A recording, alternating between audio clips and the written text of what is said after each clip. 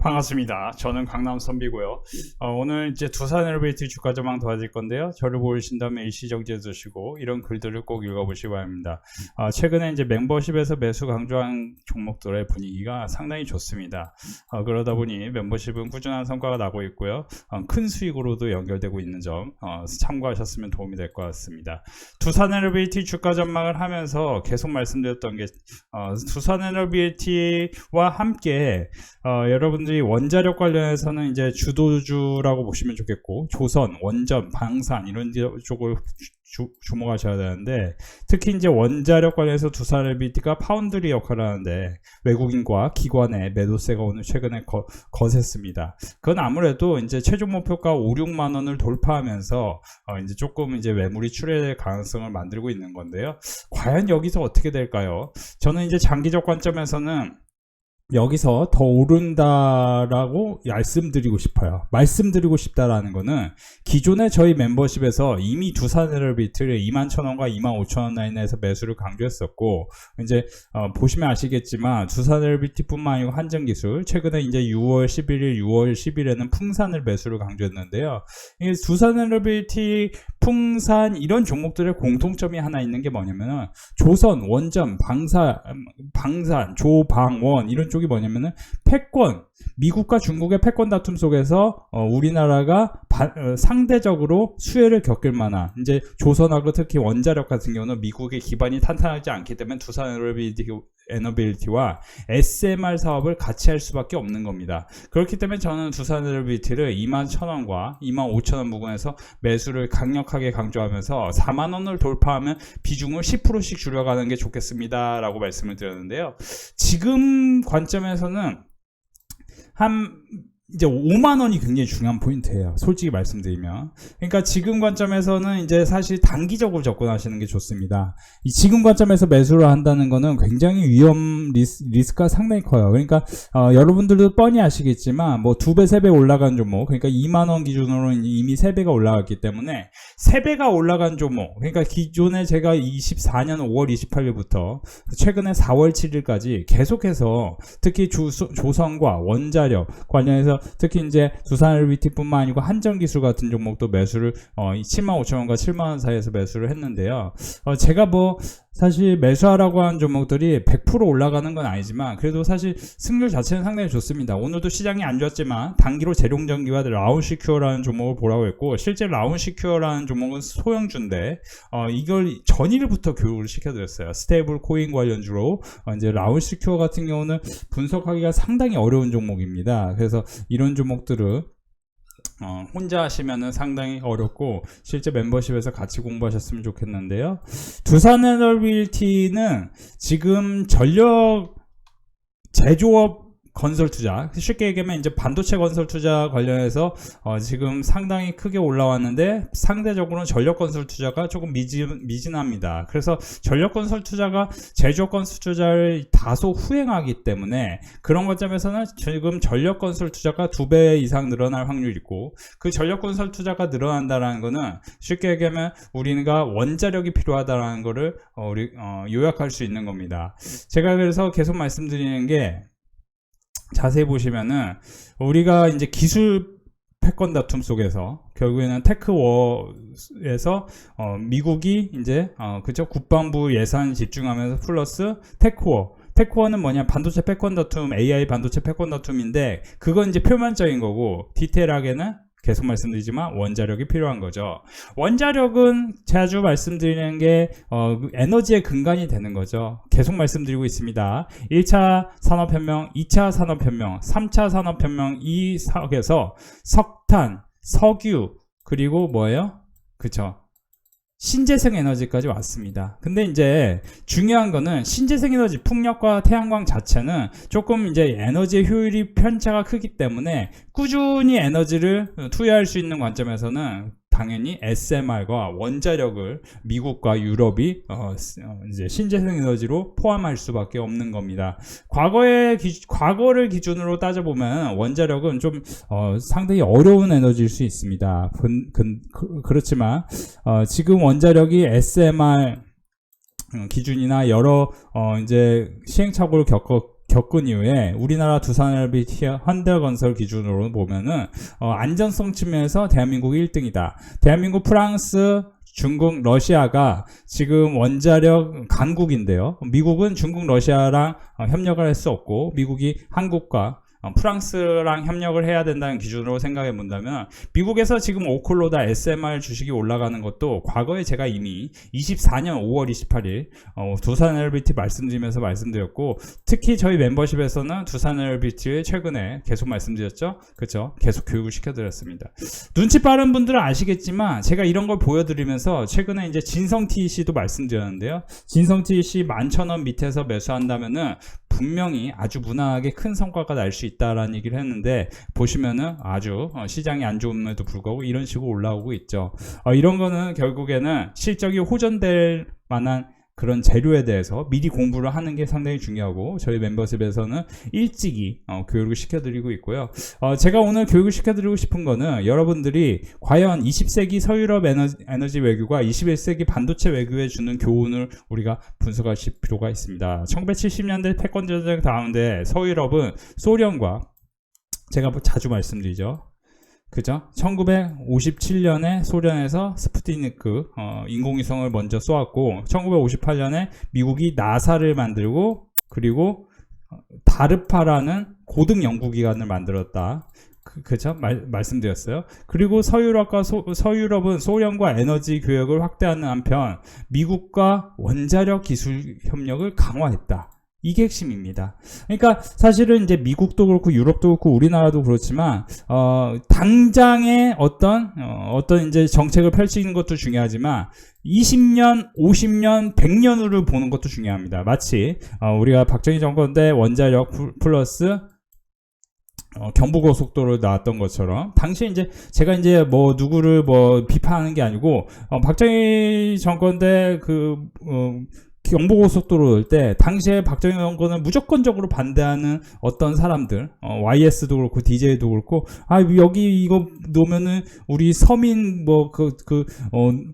농업 종사자들이 피해를 보기 때문에 이거 놓으면 안 돼, 반대를 했었습니다. 그러니까 그 똑똑한 DJ조차도, 그리고 YS조차도 그렇게 반대를 했었어요. 근데 경부고속도로 안 났으면 우리나라는, 그렇죠, 굉장히 힘들었을 겁니다. 그리고 DJ 때 우리나라가 IT 강국이 되기 위해서 통신망을 엄청나게 만들었죠. 그리고 지금 IT 강국으로서 인터넷 속도가 가장 빠르고, 우리나라만큼 사실 이제 구글이 전 세계에 점령하지 못한 나라가 딱 2개국뿐이 없습니다. 2개국. 중국과 대한민국입니다. 중국은 공산주의이기 때문에, 그죠? 차단합니다. 페이스북도 못하게 차단해. 그죠? 뭐 인스타그램도 차단하나요? 아무튼 여러 가지를 차단하겠죠? 근데, 바이두라는 뭐 기업만, 도와주기 위해서? 뭐 그렇겠죠? 바이두는 너무 옛날 기업인가요? 아무튼 중국이. 근데 우리나라 같은 경우는 자유민주주의인데도 불구하고, 구글이 네이버보다 점유율이 떨어지고, 과거에는 그래도, 지금은 이제 좀 그렇지만, 지금은 이제 점유율이 2% 이하지만, 과거에 다음이 점유율이 2위였죠. 그런 관점에서 생각해보면, 우리나라 IT 기술이 굉장한 겁니다. 유튜브가 전 세계를 장악하는 상황 속에서도, 우리나라가 아프리카 TV라는, 그죠? 플랫폼이, 상당히 흥하고 있었던 것도, 우리 기존에 이제 DJ 때, IT 기술 강국을 위해서 통신망을 빠르게 통신 인프라를 통신 인프라를 깔았고, 그 다음에 이제 핵심이 뭐냐면은, 지금 관점에서 우리가 미래를 내다봐야 될 게 결국에는 에너지 정책이 굉장히 중요합니다. 그래서 사실 제가 이제 말씀드리고 싶은 거는, 지금 이런 상황에서 전 세계 이제 패권 다툼 속에서 한국이 어떤 역할을 해야 될까? 한국 같은 경우는 이제 잠재 성장률이 겨우 1%대를 진입했습니다. 잠재 성장률도 떨어지고 한국 망한 거 아니야? 저출산 고령화인데 왜 한국 주식을 투자해야 돼? 하는 사람들의 공통점이 뭐냐면은, 한국에 투자하든 미국에 투자하든 그분들은 돈을 하나도 못 번다는 게 공통점입니다. 제가 망언을 하는 것도 아니고 비관을 하는 것도 아닙니다. 이제 사야 될 타이밍이 있어요. 적어도 작년과 재작년은 미국 주식을 사는 게 더 좋았겠지만, 적어도 올해와 내년은 한국 주식을 사는 게 훨씬 좋을 수 있습니다. 그걸 시장이 말해주고 있는 겁니다. 그리고 작년, 재작년, 그러니까 2023년에 시장이 안 좋았음에도 불구하고 우리 시장에서 제가 계속 방산 전력 인프라를 말씀드렸고, 그렇죠? 24년 8월 7일에도 미주 무역 분쟁 관련해서는 조선을 봐야 되고 제약바이오를 봐야 된다고 했는데, 사실 이제 이 부분에 있어서 틀린 부분도 있겠지만 제약바이오 같은 경우도 ABL 바이오, 제가 이제 HLB 살 바에는 ABL 바이오 사십시오 했는데 이것도 굉장히 크게 올랐죠. 그렇죠? 펩트론이죠, 펩트론. 그러니까 지금 비만 치료 그리고 약물 전달 시스템 관련주들은 상당히 크게 올랐습니다. 이런 부분은 이제 조금 다른 이야기니까 나중에 할 거고요. 두산에너비티 주가 전망하면서 제가 우리 시장에 대해서 잠깐 분석해두고 싶은 거는, 지금 시장 자체는 유동성 장세이기 때문에 6월 들어 코스피가 9%나 급등했는데 상승 동력은 유동성이다. 실적 장세가 마진율을 꺾이고 끝나는 유동성 장세는 주식 공급이 증가하면 끝난다. 그래서 여기서 시장이 끝나냐, 이게 아니라는 거죠. 자세히 보시면 이제 2020년과 21년 사이에 굉장히 큰 상승이 나왔는데, 그때가 뭐냐면 보시면 20거래일 평균 거래 대금 회전율을 보면은, 그쵸, 엄청나게 폭등할 때입니다. 이걸 봐야 돼요, 이걸. 그러니까 지금 엄청나게 폭등하던 이 시점 기준으로 보면은, 주가는 항상 폭락이 나왔는데, 지금 폭락이 나올까요? 아니죠. 여기서 이제 더 올라갈 확률도 있다는 겁니다. 근데 이제 올라갈 확률에 대해서 이제 자세히 보시면, 코스피, 신용 11조 원 상회, 그쵸? 코스피 이제,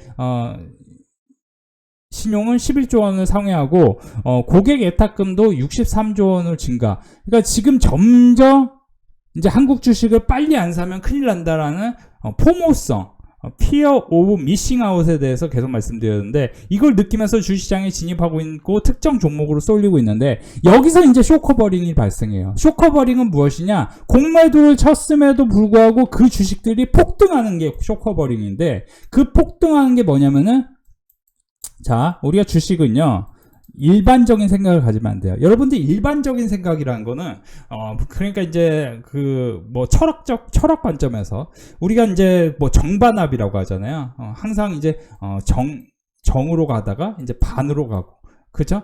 아이돌 그룹 이제 그 정반합의 이론이 있었는데, 그게 뭐냐면은 정으로 가다가 반으로 가고, 이게 뭐냐면은, 자 보세요. 여러분들이 서울대, 연고대 가는 사람들이 굉장히 크게 성공할 확률이 높죠. 그쵸? 근데 여기로 싹 몰린다고 생각해 보세요. 모든 사람들이. 그러면은 확률 관점에서 보면은 여기로 몰리지 않고 내가 하고 싶은 걸 하는 사람이 더 성과를 크게 낼 확률이 높아요. 그게 대표적인 게 노홍철이며 싸이며, 물론 이 사람들도 공부는 하죠. 기초적인 공부는 해요. 그쵸? 근데 여기 가서 연구원이 되는 사람보다 이 노홍철과 싸이라는 사람이 더 뭐예요? 부가가치가 커진다는 겁니다. 그죠? 찬반, 이렇게 이제 비판 이론도 있을 수 있겠지만, 서태지라든지. 그죠?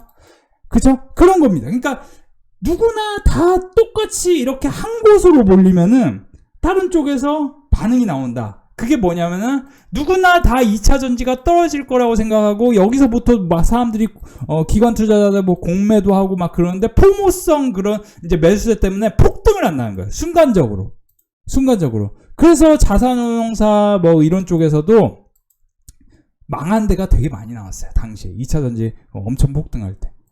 그런데 이제 개인 투자자들은 여기서 이제 잘못 사가지고 폭락 나오는데, 그 폭락을 인지하지 못하고 평생 2차 전지 전기차는 앞으로 미래가 되지 않을까 생각하고 그렇게 사랑에 빠지는 거죠. 그러니까 지금도 제가 자주 말씀드린 게, 조선 방산 원자력이 저는 언젠간 끝날 거라고 봅니다. 언젠간 끝나겠죠. 근데 매수 동조라든지, 여러분 주변에서 조방원에 대해서 알기 시작한다. 조선 방산 원자력을 매수하기 시작한다. 그게 이제 끝날 수 있어요. 저는 그게 사실 빠르면 올해 연말, 늦어도 내년 초 이렇게 분위기가 나오지 않을까 생각하죠. 근데 제 생각과 달리 내후년에 나올 수도 있겠죠. 그쵸? 분위기가. 그건 이제 정확히 알 수는 없는 겁니다. 최소한 2026년까지는 저는 조선과 원자력이 주도주 역할을 할 확률은 상당히 높다. 왜냐면은 시장이 좋을 때는 분명히 주도주가 필요한데, 그 주도주들의 공통점이 뭐냐면은 10배, 20배는 기본으로 올라간다. 카카오 같은 경우 한번 볼까요? 카카오 2020년부터 보면은, 그러니까 이제 쉽게 설명을 드릴게요. 더 쉽게 설명드릴게요. 우리가 시장이 좋을 때의 공통점이 뭐냐면은, 자, 시장이 좋을 때 공통점이 뭐냐면은 엄청나게 올라간다는 게 공통점입니다. 그죠? 근데 그 엄청나게 올라가는 게 주도주가 있다는 게 공통점이고, 그 주도주의 역할을 보면은 그 주도주는 결국에 실적이 좋아져서 올라가고 뭐 여러 내러티브가 만들어지만, 카카오 같은 경우는 제가 말씀드린 게 2014년에 우리 여러분들이 지금 기억하실지 모르겠지만 서점가에서 깔려있던 그 인물이 있었다. 마윈이라는 인물이다. 마윈이 누구냐? 알리바바를 창업한 인물이다. 마윈이 하는 말들은 다 명언이 됐습니다. 당시로서는. 그쵸? 지금은 누구예요? 지금 젠슨 왕이고 테슬라입니다. 그죠? 테슬라의 누구 갑자기 생각이 나는 일론 머스크죠? 그죠? 일론 머스크. 그죠? 뭐 트럼프. 뭐 이렇게 나옵니다. 그죠? 미국 대표적인 이제 인물들. 그쵸? 자, 그러면 여기서 보세요. 마윈이 2014년에 알리바바를 상장한 이후에 폭락 나옵니다. 카카오는 올라갔다가 당시에 2014년에 카카오와 다음은 상장을 했습니다. 2년간 폭락이 나왔지만 다시 이렇게 그림을 그리더니 카카오뱅크 상장이 2021년이었습니다. 카카오뱅크 상장을 앞두고, 그쵸? 여기서 보시면 2021년이에요.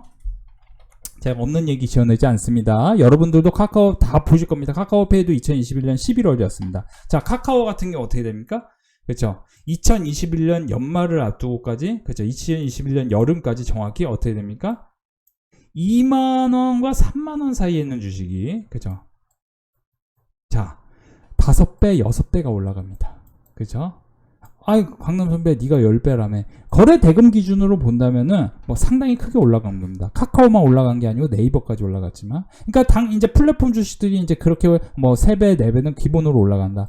물론 지금 두산엘리비티도 2만 원에서 6만 원까지 올라갔기 때문에 어느 정도 단기로는 크게 올랐습니다. 제가 생각했을 때는 어느 정도 기간 조정은 필요합니다. 그러니까 이렇게 뭐 계속 올릴 수는 없다라고 생각해요. 그러니까 1차 상승 뭐 이렇게 뭐 올라갔다 생각하면은 이제 여기서 기간 조정이라는 게 저는 필요하다고 생각합니다. 적어도 더 한번 올라가려면은, 그죠? 여기서 만약에 더 오른다, 그러면 이제 진짜 쳐다보지 말아야 돼요. 진짜 제 생각엔 그래요. 제 생각엔. 왜냐면 PER 100배까지 뭐 이렇게 얘기가 나오면은 이제 사실 슬슬 애널리스트들이 얘기가 나올 겁니다. 왜냐? 사실 이제 더 올라가는 사례가 별로 없기 때문에 아무리 원자력 시장이 커진다, 슈퍼 사이클이 시작됐다 해도 장기적 그 성장 사이클을 보더라도 PER 100배 이상으로 올라가면은 힘들다. 그래서 우리가 지금 시장이 두산엘리비티가 올라가냐 못 올라가냐도 중요한데, 자세히 보시면은 우리 시장 같은 경우는 PER, 현재 PER, 현재 이익 기준 PER이 11배, 11.7배, 13.7배에서 더 확장되지 못했다. 2015년과 2022년, 그러니까 11배. 그러니까 여기서 보시면 16일 기준입니다. 16일이 뭐냐면 종가가 2,946, 2,950 기준으로 10.7배니까 여기서 보시면은, 그쵸, 1%, 그러니까 1% 보시면 1% 내외 더 올라가면은, PER 기준 1% 내외 더 올라가면은, 그죠? 1%라는 게 뭐예요? 그죠? 오늘입니다. 그러니까 3,000 이상에서는 조금 조심할 필요가 있다, 이렇게 얘기하고 있는 거예요. 그러니까 하나투자증권 리포트에 따르면은 3,000을 돌파한 뒤에 안착할 가능성도 분명히 있습니다. 이유는 지금 현재 정부는 여태까지 정권 중에 단 한 번도 보지 못한 주식시장에 좋은 정책을 마구 쏟아낼 수 있습니다. 그렇기 때문에 좋을 것인데, 근데 그 정책을 어느 정도 확인하고, 만약에 삼법 개정 같은 게 이제 된다고 하면은 코스피 3,000 부근에서 이제 여기서 이렇게 뚫고 간 다음에 기간 조정한 다음에 이렇게 올라갈 수는 있겠고, 저는 사실 시장이 만약에 이번에 조정을 보여서 2,850 밑으로 내려온다, 그러면 굉장히 꿀 같은 매수 찬스일 수 있습니다. 왜냐면 이미 기대감이라는 게 있기 때문에 3,000을 돌파하려는 기대감은 굉장히 크기 때문에 분명히 매수 찬스라고 생각하시는 게 좋겠고, 자, 두산엘리비티 같은 경우도 보시면은 이제 이 평균적으로 보면 상당히 이제 단기로만 해석을 해도 마이너스 20%, 16%는 그냥 나왔었어요. 늘 그랬었어요. 그렇기 때문에 그 변동성을 생각해 보면 이제 폭락이 나오지 않는다는 전제입니다. 폭락이 나온다면 마이너스 35%가 굉장히 중요합니다. 마이너스 30% 정도. 그렇죠? 그러니까 그렇게 보시면서 이제 상대적으로는 저는 이제 유틸리티라든지 아니면 이제 정부 정책이 사실 이제 슬슬 조금씩 정부 정책 관련 수혜주가 조금씩 분위기가 바뀌는 부분이 있어요. 뭐냐면은 자세히 보세요. 2025년 2분기 때 세제 개편을 하고 3법 개정을 한다는 거는 이미 많은 사람들이 알기 때문에 증권주가 지주사 주식이 이미 올랐습니다. 그러면은 국가 AI 데이터 클러스터, 그쵸? 이게 뭐예요? 그리고 가상자산 현물 ETF, 이게 뭐예요? 이런 관련주를 사야 돼. 이게 이제 핵심입니다. 이게 핵심이에요. 이 비트코인, 스테이블 코인, 이런 관련주를 사야 되는데, 이런 관련주로 부각될 수 있는 종목에 대해서 우리가 공부를 하는 게 상당히 중요하다. 핀테크, 뭐 이런 쪽으로. 근데 이제 이게 주도주는 아니죠. 이게 주도주는 아니고 그냥 하반기가 기대된다는 거죠. 그러면서 이제 보안도 계속 이제 핵심 내러티브로 만들어질 거죠. 그러니까 지금 LG CNS가 이미 올라오기 시작하는 겁니다. 사실은 이미 이제 신고가 가기 시작하죠. 그러니까 이런 종목도 그렇고, 사실 이제 저희 멤버십에서 이미 풍산 같은 경우는 이미 사실 3월 달에 제가 풍산 매수를 LS와 함께 매수하라고 했고, 6월 10일, 6월 11일에도 풍산 빨리 매수하시면 이제 신고가 그냥 갑니다 얘기를 했는데, 지금 이건 이제 멤버십에서 이미 회원분들이 꽤 큰 수익이 났고, LG CNS 같은 경우 그쵸? 뭐예요? 당장 조정을 보인다면은 이런 종목들이 분위기가 막 바뀔 수 있는데, 이게 뭐냐면은 자세히 보세요. 자세히 보세요. NH투자증권 리포트에 따르면은 이제 3법 개정은 6월 말 7월 초이기 때문에 이 관련주로 이제 제가 말씀드리지만 증권수, 지주사 이런 쪽에서 이제 분위기가 만들어질 거고, 상대적으로 이제 안전한 게 어떻게 보면 증권주고, 왜냐면 증권주는 자세히 보세요. 증권주 같은 경우는 보시면 이 3법 개정도 있지만 이제 이런 쪽도 장점이 되겠죠. 그죠? 가상자산 ETF. 그리고 보시면은 이제 26년 예산안이 그쵸, 편성된 모태펀드 뭐 이런 거 이제 펀드가 나오고, 그러면 당연히 증권주는 좋을 수밖에 없고 트렌드가 바뀌었습니다. 그러니까 3법 개정에 대해서 제가 이제 하나 말씀드리는 게, 저도 늘 말씀드리지만 내가 중도 보수지만 이제 보수 정치 하시는 분들 정신 좀 차리셨으면 좋겠어요. 자꾸 뭐 3법 개정 반대하고 그러니까, 이거 무슨 70년대 80년대 사시는 분들도 아니고 자꾸 3법 개정을 반대하는 거는 이건 말이 안 되는 거거든요. 사실 냉정히 따져보면. 그렇죠? 물론 이제 노동법이라든지 이런 거는 좀 너무 과하게 하면은 이제 기업이 활력을 잃으니까 저는 뭐 솔직히 이거는 조금 고민해야 된다고 생각해요. 근데 지금 이 보수 쪽에서 뭐 상법 개정을 반대하는데 저는 이거는 좀 말이 안 된다. 이유는 뭐냐면은 생각해 보자고요. 그러니까 이게 이제 예전처럼 90년대까지는 제가 늘 얘기하지만 정기예금이 그쵸? 예금 금리가 높았습니다. 당신 아파트를 저축해서 살 수 있었어요. 지금은 어떻게 저축해서 아파트 사냐고. 막말로 지금 청약저축 넣어가지고 제가 그렇잖아요. 청약저축 넣어서 아파트 못 사는 사람도 수두룩합니다. 수두룩해요. 일단 돈이 좀 마련은 돼야 돼요. 근데 그 돈이 마련돼야 되는데, 그 마련되는 걸로 어떻게 해야 되냐? 어떻게 만들냐? 주식시장 아니면 만들 길이 없어요. 그러니까 다 비트코인하고 젊은 청년들이 그렇게 막 힘들게 사는 겁니다. 솔직히 말씀드리면. 근데 보시면은, 왜냐면 이제 금리라는 게 예전처럼 뭐 10% 이상대의 금리가 아니니까, 그렇잖아요. 그러면 이게 3법 개정해서 누구나 다 주식시장에서 부자가 될 수 있다는 희망을 갖고 살아야지. 주식시장이 좋아지는 거에 대해서 해야 되고, 일본 증시가 그래서 아베노미스 때 시장이 엄청 좋았습니다. 그렇죠? 일본이 뭐 장기 불황이고 그런 것만 뭐 생각하시는 분은 뭐 많은데, 일본이 시장이 엄청 좋았어요. 그것처럼 우리나라도 일본보다 더 좋아질 가능성이 있다. 우리나라는 법으로 만드니까. 그러니까 사실 시장이 생각해보면 자세히 보세요. 키움증권은 제가 사실 이때부터 교육하고 막 계속 키움증권 얘기했는데 한 번을 쉬지 않고 올라가. 그리고 지금 당장 PBR이 100까지 올라왔기 때문에 이제 더 이상 올라갈 구간이 별로 없어 보이는데도 불구하고 어떤 희망이 있냐? 증권주는 항상 PBR 200까지 올라갔다. 시장이 엄청 좋을 때. ROE가 증가하면서. ROE가 증가하느냐? 영업이익률이 증가하느냐? 2025년부터 ROE와 영업이익률이 모든 증권주들이 좋아지기 시작한다. 이게 이제 핵심이다. 그죠? 그리고 또 핵심이 뭐냐면은, 자세히 보세요. 디지털 자산, 이거 이제 자세히 보셔야 됩니다. 그러니까 저도 이제 코인에 대해서 굉장히 반대하고 냉정히 얘기하면 비트코인하고 이더리움 빼고는 보면 안 된다라고 생각을 하고 있고 뭐 저도 뭐 나름 듣는 얘기가 있으니까 뭐 제도권에서 뭐 듣는 얘기가 나름 있으니까 뭐 그렇다고 쳐요. 근데 자세히 보시면은 이제 보시면 국내 증시의 투자자 예탁금이 이달 들어 5조 6천 억 정도 늘었다는 거죠. 근데 증권사 CMA 잔액 증가액이 2조까지 합치면 이달에만 8조 원 가까운 자금이 증시로 밀려 들어왔다. 자, 증시만 밀려 들어오니까 부동산 시장도 역시 굉장히 뜨겁다. 제가 계속 말씀드리죠. 뭐라고 말씀드려요?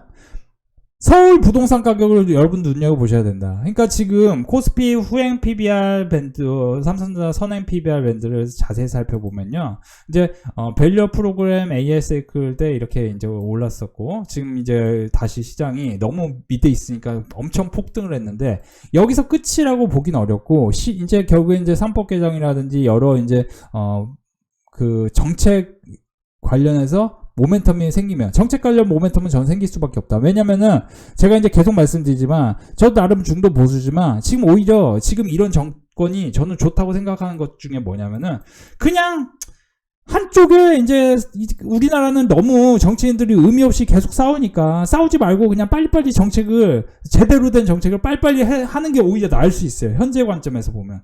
뭐 미래에도 뭐 어떻게 될지 모르겠지만 왜냐면 너무 싸우다가 지쳤던 게 지난 정권이었기 때문에 지난 정권의 문제가 추경을 못했다. 서로 싸우니라. 그러면 뭐 누구 잘못이다 뭐 얘기를 하는 것도 의미도 없는 게 어쨌든 결과물이 안 좋았잖아요. 그쵸? 결과물이 안 좋았어요. 그래서 보시면은 이제 자세히 보세요. 23년 24년에 추경이 없습니다. 그쵸? 그러니까 2018년 2019년 여기서 이제 추경이 급증하면서 우리 시장이 2020년에 여러분 다 아시죠? 어떻게 됐습니까? 폭등했습니다. 21년까지 폭등했습니다. 25년에 그쵸? 이제 늘어나기 시작하고 그쵸? 추경이 이제 늘어나는 게 중요하고 부동산 같은 경우도 계속 없어요. 공공분양주. 그러니까 지금 아파트 가격은 오를 수밖에 없습니다. 솔직히 말씀드리면. 그러니까 아파트 가격이 왜 오르냐라고 지금 얘기하는 것 자체가 이제 사실 자산시장에 대해서 제대로 분석 못하는 어떻게 보면 하수다라고 저는 생각해요. 왜 그렇게 얘기하냐면 저 같은 경우는 이제 사실 이제 제가 김경민의 부동산 트렌드라고 이제 뭐 하버드 나온 그 선생님이 좀 나름 이제 굉장히 시장을 냉철하게 보시는 분인데 빅데이터 관점에서 통계적으로 보시는 분인데 그 부동산 트렌드를 매년 읽었습니다. 그리고 나서 생각한 거 뭐예요? 강남권 부동산을 무조건 사야 된다. 이렇게 그냥 결론이 났어요. 그걸 못 사면은 자 서울 이렇게 있죠? 자 DMC 강동 이제 사실 금천구 뭐 관악 여기는 뭐 추천하고 싶지 않지만 아무리 못해도 양천구 목동까지는 사야 돼. 무조건 사야 돼. 내가 진짜 돈이 없어. 여기 사야 돼. 노도강. 내가 진짜 근데 사실 여기보다 남쪽이 좋아. 여기 똑같이 중강남이에요. 과천 뭐 이런 데 비싸. 판교 비싸. 분당 진짜 없어. 용인 수지까지 가야 돼. 죽전 더 밑으로 가서 사야 돼. 무조건 사야 돼. 왜 사야 되냐고 자꾸 말하냐면 사실 이제 이쪽은 조금 공급과잉 문제가 있고 해서 조금은 그 변동성이 커. 이쪽은 시장이 엄청 커. 근데 제가 왜 이런 얘기를 갑자기 하냐면 지금 2025년이죠? 제가 2023년에 이미 제가 이제 그때부터 교육을 해드렸어요. 영상에서. 이미 우리나라는 정해져 있어요. 자꾸 뭐 지방 뭐 분권이다. 가장 쓸데없는 말이 다 같이 잘 살자예요. 미안한데 그거는 이제 공산주의 개념이에요. 제가 이제 너무 이제 과한 얘기를 할 수도 있는데 다 같이 잘 사는 건 유토피아 관점이에요. 이거 말이 안 돼요. 지금 사실 지금 제가 자주 얘기하는 게 추경을 하고 뭐 이렇게 막 활성화 이렇게 만들죠. 희망을 넣어줄 뿐이지 대다수의 사람은 주식시장에서 돈을 벌기가 어렵습니다. 왜냐면 주도주를 못 맞추니까. 강남선비처럼 HD항구, 조선의 HD현대중공업, 두산에너빌티, 뭐 한정기술 6월 12일날 매수하라고 강조했는데 그때 빵빵 올라. 이렇게 사라고 할 수 있는 사람들이 거의 없습니다. 거의 없어요. 이유는 뭐냐? 강남선비 20년 가까이 봤어요. 2006년부터 주식 투자에 대해서 공부를 했습니다. 그리고 통계적으로 딱딱. 그래서 여러분들 힌트를 얻어야 돼. 강남선비가 왜 자꾸 풍선 우리 회원분들 사라고 했는데 수익 났어요? 왜 이렇게 자랑할까요? 그 왜 이렇게 자랑하는지는 여러분들이 정확히 오거레일 안에 알 수 있을 겁니다. 정확히. 그렇죠? 저희 회원분들 여기서 사라고 해요. 여기서 사라고 했습니다. 그렇죠? 정확히 오거레일 안에 알 수 있을 거예요. 그렇죠? 그리고 제가 은근슬쩍 아까도 뭐 스테이블 코인 뭐 자꾸 얘기하잖아요. 그것도 또 오거레일 안에 알 수 있어요. 자세히 돌아가면은 두산에너빌리티 얘기하다가 제가 이제 자꾸 이상한 얘기해서 죄송한데요. 아까 자료를 보여드렸지만 우리가 부동산 가격 같은 경우 보시면은 전국 아파트 가격은 그냥 무난하게 올라가는데 서울 아파트 이거는 강남선비가 몸소 경험한 겁니다. 제가 중학교 1학년까지 서울 노원구 상계동 주공 9단지 살았습니다. 거기 이제 삼곡초등학교라는 데 나왔어요. 제가 이제 뭐 헛소리 하는 거 아닙니다. 정확히 95년에 오늘 이제 좀 내용이 길어지는데 95년에 보시면은 전주라는 곳에 내려가요. 참 답답한 도시입니다. 미안한데 미안하지만 좀 답답한 도시예요. 경상북도 전라북도 답답한 도시입니다. 약간 제가 이제 나름 살아봤어요. 경상북도도 살아봤는데 답답해. 조금 답답해. 잘 미안해요. 그런 얘기해서. 이게 이제 그런 분들은 빨리 멤버십 그냥 가입하세요. 제가 이제 다른 얘기 안 할게요. 답답하니까 가입하세요. 왜냐면은 우리 나름 이제 서울에 아파트 2채 있으셨어요. 근데 그때는 아파트 가격이 그렇게 오르지 않았죠. 왜냐면 이제 우리가 내려간 게 95년. 근데 이제 97년에 큰일이 벌어졌죠, 우리나라에. 그리고 뭐예요? 2001년에 IT 버블 벌어졌죠? 그리고 뭐예요? 2007년에 뭐예요? 리먼 브라더스. 위기 때마다 어떤 일이 벌어지냐? 서울 아파트 가격이 올라갑니다. 이거는 제가 말하는 제 몸소실 경험도 했지만 통계적인 일이에요. 그래서 어떻게 됐냐? 우리 이제 집이 장안동과 상계동에 아파트가 있었습니다. 장안동은 이제 재개발 아파트였고, 이것도 10억대가 됐고, 이것도 이제 지금 상계동 주공 9단지 뭐 20평대도 아니고, 이제 그 당시에 30평대. 90년대, 95년에, 그쵸? 이거 굉장한 사건입니다. 근데 어떻게 해요? 근데 전주에 굉장히 작은 아파트로 이사 갑니다. 이게 무슨 일일까요? 이건 굉장한 겁니다. 이건 굉장한 사건이에요. 그쵸? 누군가에겐 굉장한 사건인 겁니다. 그냥 서울에서 아무것도 안 하고 누워서 잠만 자도 부자 되는 건데, 그쵸? 누워서 잠만 자고 맨날 밥에 김만 싸 먹어도 부자 되는 건데, 그쵸? 전주에 가서 맛있는 거 사 먹는 것보다 여기서 그냥 밥에 김만 싸 먹어도 부자 되는 거예요. 아파트 2채 있었으면. 그쵸? 냉정히 말해서 지금도 이게 아까 말씀드리죠. 상계동과 장안동의 아파트를 2개를 합치면 이제 25억인데, 지금, 그쵸? 25억인데, 25억이잖아요? 지금도 25억이면 부자예요. 냉정히 말해서 엄청난 부자잖아요. 그렇잖아요. 자, 보시면은 그것만 있는 게 아닙니다. 서울 가구 소득 3분위 주택다. 서울 가구별 월소득 금액은 2019년보다 정확히 2025년 6년 동안 계속 오르기 시작하는데, 대출금리는 어떻게 됩니까? 대출금리는 2020년 반짝 내렸다가 당시에 다 같이 이제 아파트 가격이 올라갑니다. 그리고 올랐다가 지금 어떻게 됩니까? 다시 내릴 가능성을 만들고 있는 거죠. 당장은 못 내리겠지만 금리가 미국에서 인하하기 시작하면 우리나라 못 버팁니다. 내릴 수밖에 없는 거예요. 그리고 중요한 거는 추경 플러스 금리 인하 플러스, 그쵸? 아파트를 아무리 못 사게 해도 1가구당 한 주택은 사게끔 해야 되는 게 이게 기본 논리입니다. 그러면 똘똘한 채로 바뀌고, 여러분들이 생각해 보세요. 실제 부동산 카페에 그런 얘기가 나와요. 어떤 사람이 예를 들어 지방에 7개인가 10개 아파트가 있다는 거예요. 부동산 카페에 그런 얘기가 나옵니다. 부동산 커뮤니티에. 근데 그 사람이 그걸 다 팔고 나면은 서울에 아파트 사는 게 맞을까요? 지금 이걸 갖고 있는 게 맞을까요? 당연히 똘똘한 한 채 서울의 중심지 아파트를 갖고 있는 게 훨씬 맞죠. 왜냐? 거기 살고 있으면 가구당 소득이 올라갑니다. 가구당 소득이 올라가면은 당연히 힘들다 해도 결국에는 뭡니까? 그쵸? 만나는 사람도 달라지고, 결국에는, 우리가 인플레이션은 어떻게 못하는 거예요. 그러니까 여러분들이 유튜브 영상 안에서 두산에너빌리티 얘기 듣는 거는 늦는다. 멤버십에서 공부를 하는 게 훨씬 빠르다. 이 얘기를 저는 드리고 싶어요. 우리가 중심지 살아야 되고, 참고로 강남선비, 강남선비가 계속 말씀드리지만 조선, 원전, 방산에 대해서 집중 말씀드렸고, 이제 하반기에는 증권 지주사, 저는 이제 방금 제가 왜 아파트 얘기를 하냐면 이제 건설주도 좋게 봐야 된다. 이 얘기를 드리고 싶은 겁니다. 참고하세요.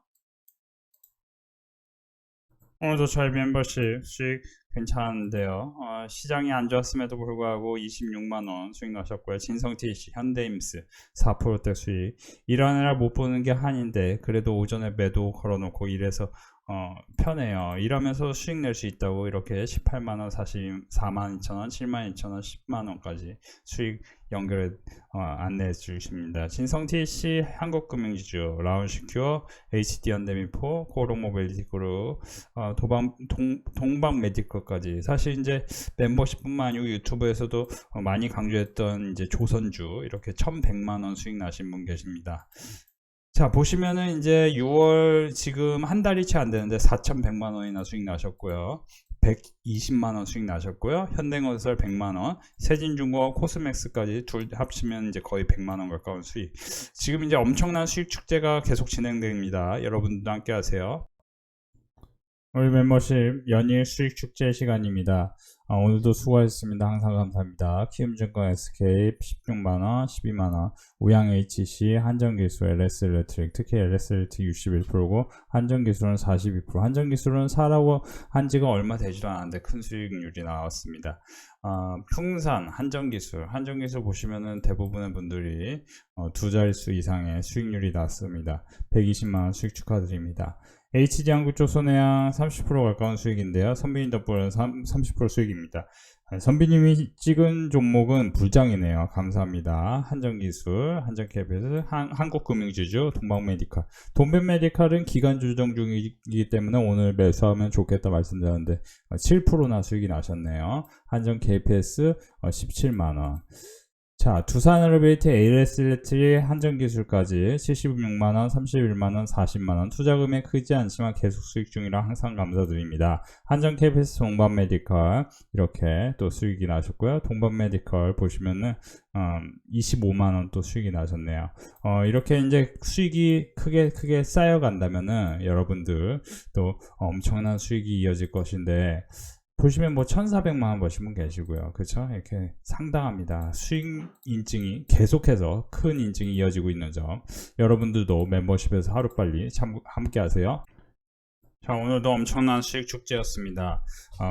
이번 한 주 동안 선비님 덕분에 260만원 수익 났습니다. 너무너무 감사드립니다. 즐거운 주말 보내세요. 이렇게 평균 이제 매일 1%대 수익이 나셨고요. 이분은 이제 평균 뭐 7%, 8%, 2% 뭐 이상 수익이 나셔서 1,100만원 수익 나신 분 계시고요.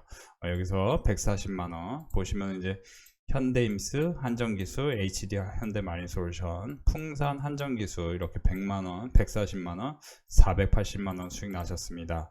풍산, 한전기술 한전기술 같은 경우는 제가 멤버십에서 어제, 그제 그리고 이번 주 내내 한전기술 매수 강조했는데 오늘도 급등했습니다. 34%, 7%, HD현대마린솔루션, HD현대마린 엔진 이렇게 수익 크게 나셨고요. 480만원 수익 나셨네요. 축하드립니다.